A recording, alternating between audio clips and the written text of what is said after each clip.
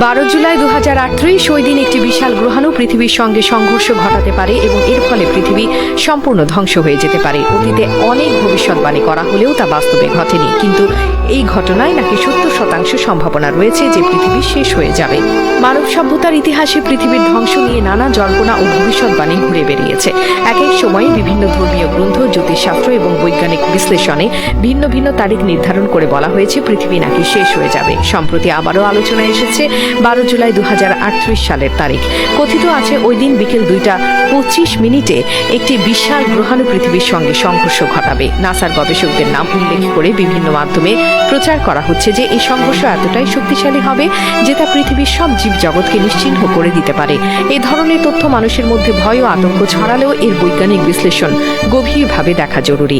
পৃথিবীর সঙ্গে গ্রহাণু সংঘর্ষ নতুন কিছু নয়। পৃথিবীর ইতিহাসে কয়েকবার বড় আকারের গ্রহাণু আঘাত এনেছে এবং প্রতিবারই তা পরিবেশ ও জীবজগতের উপর বিশাল প্রভাব ফেলেছে। প্রায় 66 মিলিয়ন বছর আগে ডাইনোসরদের বিলুপ্তির অন্যতম কারণ হিসেবে একটি গ্রহাণুর আঘাতকে দায়ী করা হয়। আজকের দিনে মহাকাশ গবেষণায় উন্নতির কারণে পৃথিবীর দিকে ধেয়ে আসা বস্তুগুলো অনেক আগেই শনাক্ত করা সম্ভব হয়। নাসা ও ইউরোপিয়ান স্পেস এজেন্সি নিয়মিতভাবেই নিকটবর্তী গ্রহাণু পর্যবেক্ষণ করে এবং সম্ভাব্য ঝুঁকির হিসাব দেয়। সেক্ষেত্রে বলা যায় এমন একটি বিশাল আঘাতের সম্ভাবনা থাকলে সেটি অনেক বছর আগেই নিশ্চিতভাবে ঘোষণা করা হতো।